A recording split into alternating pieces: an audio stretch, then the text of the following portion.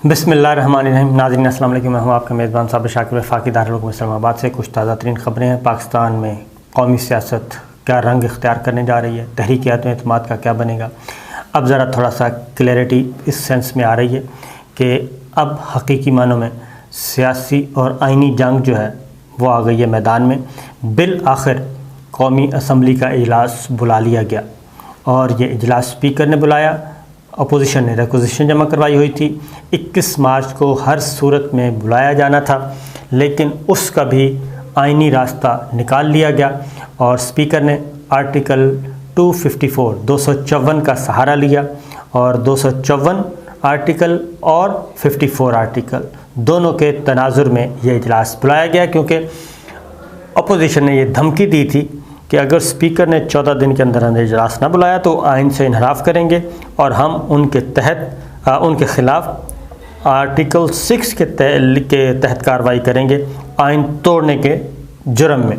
लेकिन मैं आपको बता चुका हूँ कि वज़ीर-ए-आज़म इमरान खान के पास काफ़ी सेहतमंद कानूनी टीम मौजूद है, जो कि इस वक्त हर वो हरबा इस्तेमाल करेगी जिससे कि अपोजिशन को तहरीक अदम एतमाद के मैदान में टेक्निकल नॉकआउट किया जाए और ऐसे तरीके और ऐसी लेजिस्लेशन और ऐसी स्ट्रेटजी बनाई जा रही है कि कम से कम जो मुनहरिफ अरकान हैं, जो बागी अरकान हैं, वो वोट ना डाल सकें।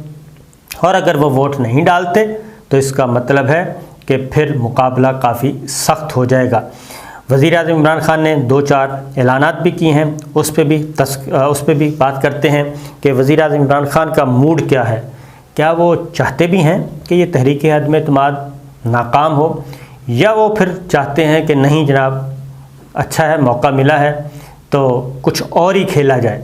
क्या वो कुछ और खेलना चाह रहे हैं या वाक़तन मुकाबला करना चाह रहे हैं, ये मैं आपको बताता हूँ। पहले तो इजलास बुलाया गया 25 मार्च को स्पीकर ने, और उसमें आर्टिकल 254 का सहारा लिया गया, जो डिले हुआ है, 5 दिन डिले किया जा रहा है। तो आर्टिकल 254 क्या कहता है, पहले तो ज़रा वो सुन लें।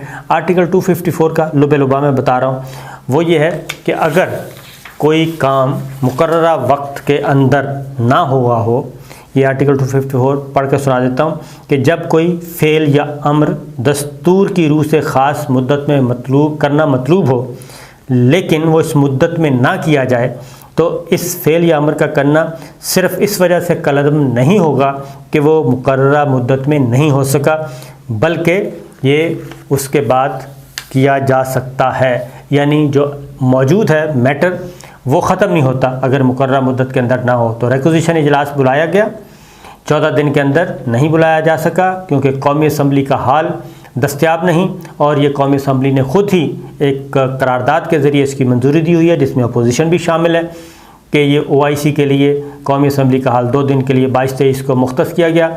फिर कोशिश की गई सेनेट का हाल लेने के लिए, वो भी दस्तयाब नहीं था, और उसके बाद चीफ़ कमिश्नर और डिप्टी कमिश्नर को कहा गया कि मुतबादल इंतज़ाम किया जाए। ये सारी ज़ाब्ते की कागज़ी कार्रवाई मुकम्मल करके रख ली स्पीकर ने, और कहा गया कि अब इजलास होगा 25 मार्च को। तो इस तरीके से जी 23 मार्च की तकरीबात भी वज़ीर-ए-आज़म इमरान खान दुल्हा होंगे, और OIC में भी वज़ीर-ए-आज़म इमरान खान पुरवकार अंदाज में ये सारे इवेंट्स को निपटाएंगे और पाकिस्तान की नुमाइंदगी करेंगे। एक तो ये हो गया पहला राउंड। तो जो हुकूमत चाहती थी हुकूमत ने वही किया और स्पीकर ने अपना रोल अदा किया। अब आते हैं नंबर्स गेम की तरफ कि अब आगे क्या होना है। अब 25 मार्च को इजलास जब होगा तो उसमें तहरीक अदम एतमाद जो है वो पेश करनी है। ज़्यादा इम्कान ये है कि 25 मार्च को शायद पेश ना की जा सके, क्योंकि एक रुकन कौमी असम्बली की हुई है वफ़ात। तो जब वफ़ात हो जाए और उसके बाद जब भी सेशन हो तो उसमें सिर्फ फातिहा ख़वानी की जाती है और उसके बाद इजलास मुलतवी कर दिया जाता है। उस दिन भी 25 को भी कोई यकीन नहीं कि ये करारदाद पेश की जा सके, और जब तक स्पीकर जो हैं वो नहीं इजाज़त देंगे ऐसा हो नहीं सकता। रूल्स में तरमीम भी की जा सकती है उस दिन, इसलिए इस वक्त एमरजेंसी नाफिज कर दी गई है इस्लामाबाद में, और वो एमरजेंसी नाफिज की अपोजिशन ने, और अपोजिशन ने तमाम MNAs को कहा है कि वो इस्लामाबाद से ना जाएं और इस्लामाबाद में अपनी हाज़िरी यकीनी बनाएं। 25 मार्च को जब इजलास होगा तो उस दिन फिर अपोजिशन की पूरी कोशिश होगी कि 25 को ही ये तहरीक अदम एतमाद कौमी असम्बली में पेश कर दी जाए। अब मैं आपको बता दूं कि अभी तक तहरीक अदम एतमाद का लीगली कोई वजूद नहीं है, लीगली आइनी तौर पे वजूद नहीं है, ये हवा में फिर रही है और तैर रही है। उसकी वजह यह है कि कौमी असम्बली में जब तक पेश ना की जाए ये काउंटडाउन स्टार्ट नहीं होगा। ये मैं आइन की रूह से आपको बता रहा हूँ। आर्टिकल 95 डील करता है, उसके बाद 54 डील करता है, ये सारे मामलात। तो लिहाजा जी अब तहरीक अदम एतमाद पेश करनी है तो अभी सिर्फ असम्बली सेक्रेटेरिएट में पड़ी है। 25 तारीख को ये होगा और अपोजिशन ने अपनी तैयारियां मुकम्मल की हुई हैं। एक डिनर हुआ गुज़श्ता रात और ये अख्तर मेंगल साहब, सरदार अख्तर मेंगल ने इस डिनर का अहतमाम किया था। उसमें अपोजिशन के कमोबेश तमाम लोग मौजूद थे। उसमें मुत्तहिदा कौमी मूवमेंट के भी एक रुकन ने MQM की नुमाइंदगी की, उस डिनर में शिरकत की। और फिर एक और आज़ाद रुकन कौमी असम्बली के जो कि वज़ीर आज़म इमरान खान का साथ दे रहे हैं बलूचिस्तान से, साले भूतानी, वो भी उस डिनर में मौजूद थे। तो ये कोई अच्छा साइन नहीं है वज़ीर आज़म इमरान खान के लिए कि अपोजिशन के डिनर में एक उनकी इत्तेहादी जमात के मेंबर गए हुए थे और दूसरा एक आज़ाद रुकन जो कि वज़ीर आज़म के साथ खड़े हैं वो भी गए हुए थे। बहरहाल एक तो हो गया जी ये मामला। उसके बाद कुछ मुलाकातें भी चल रही हैं और मुलाकातें हो रही हैं बड़े ज़बरदस्त तरीके से। बिलावल भुट्टो, शहबाज शरीफ साहब, मौलाना और शहबाज शरीफ, बिलावल भुट्टो और शहबाज शरीफ, इनकी एक दूसरे के घर आना जाना और उसमें तैयारी की जा रही है। वज़ीर आज़म इमरान खान भी दूसरी जानिब भरपूर तरीके से तैयारी कर रहे हैं और वो भी इजलास पे इजलास बुलाए जा रहे हैं। और ताज़ा तरीन जो इजलास बुलाया गया उसमें उन्होंने वज़ीर ख़ारजा शाह महमूद कुरैशी, वज़ीर दिफा परवेज़ खट्टक, गवर्नर इमरान इस्माइल, असद उमर साहब, असद कैसर साहब, स्पीकर कौमी असम्बली, वज़ीर दाखिला अली ज़ैदी, ये सब के सब मौजूद थे। और फिर अपने 2 MNAs के ख़िलाफ़ भी FIR में उनका नाम भी डाल दिया गया है जो कि सिंध हाउस हमले में मुलव्वस करार पाए, वो भी कर दिया क्योंकि आज इत्तला है कि सुप्रीम कोर्ट में उसकी हेयरिंग होनी है। दूसरा एक और बात भी बता दूं कि एक सदारती रेफरेंस की भी मंजूरी दे दी गई है, मुसवदा तैयार, और न सिर्फ मुसवदा बल्कि मंजूरी दे दी, कश्ती मरासिल के ज़रिए वफाकी काबीना से मंजूरी ली गई और वो भी आज पेश कर दिया जाएगा, सुप्रीम कोर्ट में दायर कर दिया जाएगा और 1 बजे उसकी हेयरिंग है। उसमें भी जो मुसवदा तैयार किया गया है वो बड़ा फिट किस्म का है। उसमें जो मुनहरिफ अरकान हैं उनके बारे में राय पूछी गई है कि नंबर 1 ये आर्टिकल 62 और 63 के तहत तशरीह करवाना मकसूद है कि जनाब ये जो लोग हार्स ट्रेडिंग के लिए जाएंगे, वोट देंगे पार्टी पॉलिसी के ख़िलाफ़, वो सिर्फ डिसीट हो सकते हैं या फिर लाइफ टाइम के लिए नाअहल हो सकते हैं। क्योंकि पाकिस्तान तहरीक इंसाफ, वज़ीर आज़म इमरान खान की कोशिश है कि सुप्रीम कोर्ट से ये राय ली जाए कि जो भी फ्लोर क्रॉस करेगा, लोटाक्रेसी करेगा, वो ताहयात नाअहल हो जाएगा और दोबारा कभी पार्लियामेंट का रुख नहीं कर सकेगा। तो इसके लिए राय ली जाएगी। इसमें अटॉर्नी जनरल जो हैं वो अपना दलाइल देंगे। अब देखना है कि सुप्रीम कोर्ट आज क्या राय देती है। ये बात मैं आपको बता दूं कि सुप्रीम कोर्ट ऑफ पाकिस्तान जो है आइन के अंदर ना ही कोई तरमीम कर सकती है, इवन कॉमा और फुल स्टॉप भी तब्दील नहीं कर सकती, वो सिर्फ तशरीह कर सकती है। और इसमें वो क्या तशरीह करती है ये ज़ाहिर है जब आर्गूमेंट्स होंगे, लेकिन मुझे लगता है कि शायद इसमें वो चीज़ जब गवर्नमेंट चाह रही है सुप्रीम कोर्ट से शायद वो चीज़ ना मिल सके। और उसकी वजह है कि आइन में काफ़ी प्रोसीजर एक तय किया हुआ है और उस प्रोसीजर के तहत ही किसी रुकने कौमी असम्बली के मुस्तकबिल का फ़ैसला होना है।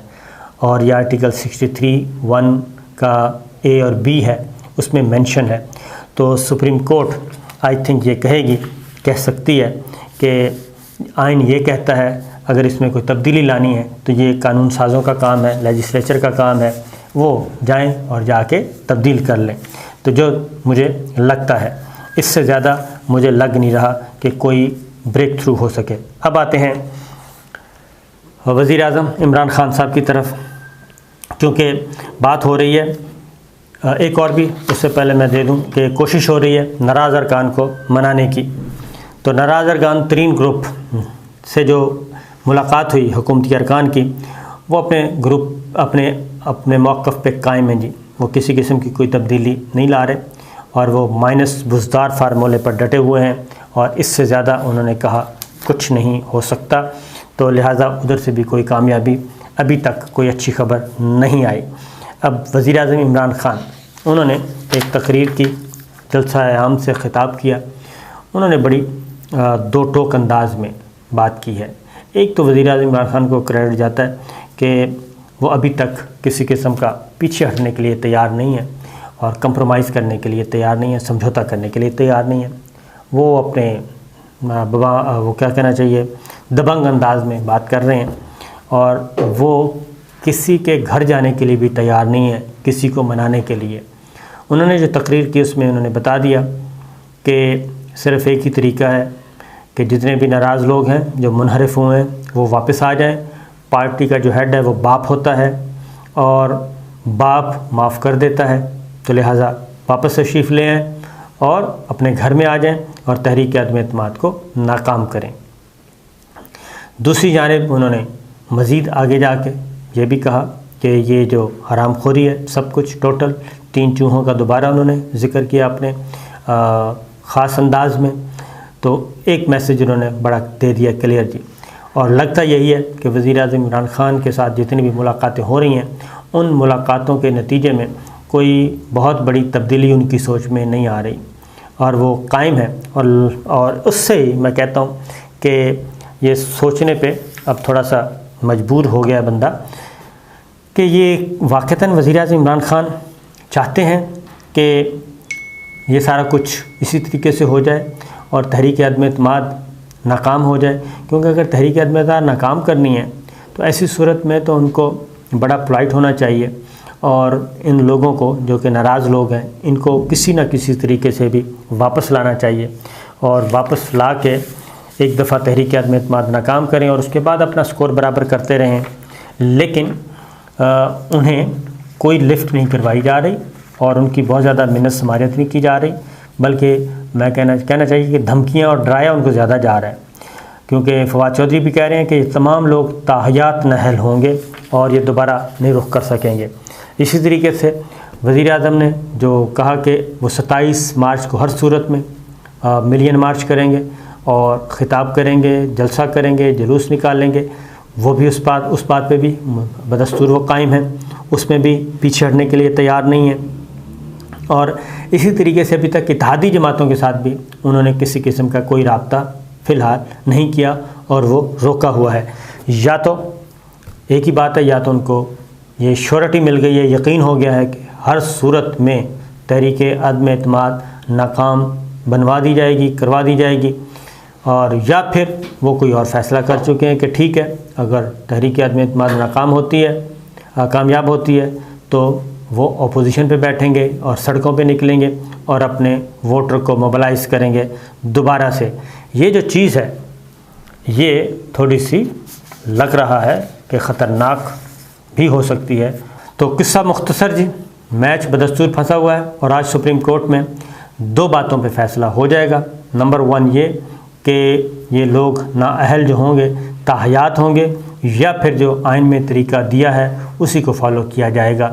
दूसरा, 27 मार्च का जलसा और PDM का जलसा, इन जलसों को सुप्रीम कोर्ट रोकेगी या नहीं, क्योंकि इस्लामाबाद हाई कोर्ट ये कह चुकी है कि रेड जोन में किसी किस्म के जलसे जुलूस जो हैं वो नहीं हो सकते।